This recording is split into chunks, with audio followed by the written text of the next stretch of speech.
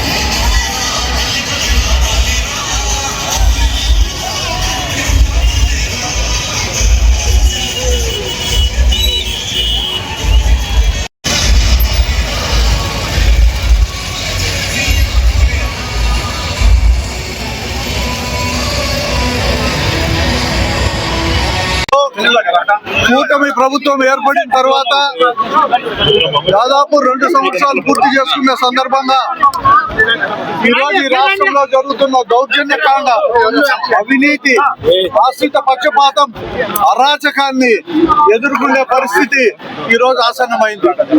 ఎక్కడ చూసినా అవినీతి, ఎక్కడ చూసినా దోపిడీని. ఈరోజు ఇచ్చిన హామీలు ఏవైతే సూపర్ 6 ఇచ్చాడో ఆ సూపర్ 6 కార్యక్రమాలన్నీ కూడా పూర్తిగా మోసపూరితమైనవి. మనందరికీ తెలుసు, పిల్లలకు డబ్బులు ఇస్తా అని చెప్పి మొదటి సంవత్సరం మోసం చేసినాడు. 1 సంవత్సరం మొదటికే ఇచ్చినాడు, ఇప్పటికీ లాస్ట్ సంవత్సరం ఎగ్గొడతాడు. అంటే ఈయన చెప్పిన సూపర్ 6 కార్యక్రమాల్లో తల్లికి వందనం అనే కార్యక్రమం, అమ్మఒడి అనే పేరుతో వచ్చిన కార్యక్రమం. ఈ కార్యక్రమం కేవలం 2-3 సంవత్సరాల కంటే ఎక్కువ ఇచ్చే స్థితి లేదు. 2 సంవత్సరాలు పేద ప్రజలను, బడికి పోయే పిల్లలను మోసం చేసే పరిస్థితి ఏర్పడింది. ఈ రోజు నిరుద్యోగ సమస్య విపరీతంగా ఉంది. ఈ రాష్ట్రంలో వేలాది, లక్షలాది మంది నిరుద్యోగ వృత్తి కోసం ఎదురు చూస్తున్నారు.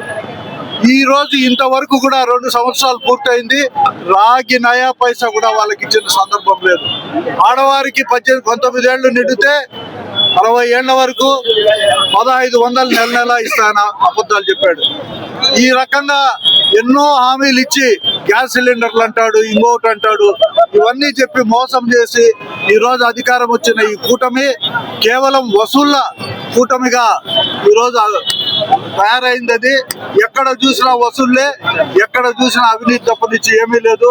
చంద్రబాబు నాయుడు గారు రోజుకొక మాట చెప్తూ 2 సంవత్సరాల్లో జగన్మోహన్ రెడ్డి జపం తప్పనిచ్చి, ఆయన్ను తిట్టడం తప్పనిచ్చి, ఆయన మీద అభాండాలు వేయడం తప్పనిచ్చి, బట్ట కాల్చి ఆయన ముఖాన్ని వేయడం తప్పనిచ్చి వేరే కార్యక్రమాలు ఏమీ చేయడం లేదు. ఇది ఒక అట్టర్ ఫ్లాప్ ప్రభుత్వం అని చెప్పి కూడా ఈ సందర్భంగా ఏర్పడి 2 సంవత్సరాలు పూర్తయింది. ఎటువంటి హామీలు నెరవేర్చకపోగా ప్రజలను పూర్తిగా వెన్నుపోటు పడవడంతో ఈరోజు ఈ కార్యక్రమం చేపట్టడం జరిగింది. ఏ రకంగా స్వచ్ఛందంగా ప్రజలు తరలి వచ్చారో మీరంతా కూడా చూశారు. ఈ రాష్ట్ర ప్రభుత్వం చేసినటువంటి మోసాన్ని ప్రజలు రాబో రోజులలో గుణపటం చెప్పాలని చెప్పి నిర్ణయించుకున్నారు. ఒక పక్క ప్రజలను మోసం చేస్తూ మరొక పక్కన ఈ ప్రాంతాన్ని చాలా ఘోరాతి ఘోరంగా మోసం చేస్తున్నాడు. రాయలసీమకు చెందవలసినటువంటి ప్రాజెక్టుల విషయంలో మోసం చేస్తున్నాడు. అలాగే రాజధాని అని చెప్పి కేవలం అక్కడ బిల్డింగుల అద్దాల కోసం 2,500 కోట్లు కేవలం అద్దాల కోసం ఖర్చు పెట్టేటువంటి పరిస్థితికి వచ్చాడు అని అంటే ఏ రకమైనటువంటి దోపిడీ జరుగుతుందో అర్థం చేసుకోవాలి. అలాగే అక్కడ వర్షానికి నీళ్లు తోడడానికి ఎత్తిపోతల పథకాలు అని చెప్పి 4,000 కోట్ల రూపాయలంట. ఇక్కడ మా ప్రాంతంలో కోట్లాది మంది ప్రజలు దాహార్తి తీరడమే కాకుండా ప్రతి పంటకు నీళ్లు ఇవ్వచ్చు. గండికోట నుంచి వచ్చేటువంటి స్కీమ్ 3,000 కోట్లతో కంప్లీట్ చేసే పరిస్థితి దాన్ని చేయకుండా వర్షపు నీళ్లు తోడడానికి 4,000 కోట్ల రాజధానిలో ఖర్చు పెడుతున్నాడంటే ఏ రకమైనటువంటి దోపిడీ అర్థం చేసుకోండి. డిఎస్సి అన్నది ఏ రకంగా మోసం చేశాడో సవినయంగా పూర్తి వివరాలతో జగన్మోహన్ రెడ్డి గారు నేను మీడియాలో ప్రజల ముందు ఉంచాడు. ఏ రకంగా స్పోర్ట్స్ కోటాలో మోసం చేశారో, ఏ రకంగా ఉద్యోగాలు అమ్ముకున్నారో, ఏ రకంగా నిరుద్యోగులను మోసం చేస్తూ డబ్బుల కోసం ఏ రకంగా వాళ్ళు మాట్లాడింది ఫోన్లతో ఆధారాలతో సహా జగన్మోహన్ రెడ్డి గారు చూపించారు. మరి స్వయాన ముఖ్యమంత్రి కుమారుడు ఉన్నటువంటి ఆ శాఖలోనే ఇటువంటి మోసం జరిగితే దానిపైన చర్యలు చేపట్టకుండా యువతకు ఏదో మేము చేస్తామన్నటువంటి మాట మాట్లాడుతున్నారు. యువతకు మోసం, రైతుకు మోసం, మహిళలకు మోసం, ప్రజలకు మోసం, ప్రాంతానికి మోసం, అన్ని రకాల అందరికీ మోసం చేసి వెన్నపోటు పడినటువంటి ప్రభుత్వాన్ని ప్రజల దగ్గరలో గుణపాఠం చెప్తారు. 2 సంవత్సరాలు అయిపోయింది, ఇంకా వాళ్ళు ఏమి చేసే పరిస్థితుల్లో లేరు. కేవలం చెయ్యరు కాబట్టి ప్రజలు వాళ్ళని నమ్మట్లేదు కాబట్టి దోపిడీకే ప్రాధాన్యతనిస్తూ భూములు, మట్టి, ఇసుక దోచుకు తింటున్నారు. ఇవన్నీ ప్రజలు గమనిస్తున్నారు. రాబో రోజులలో వీళ్ళకి పెద్ద శిక్ష విధిస్తారు.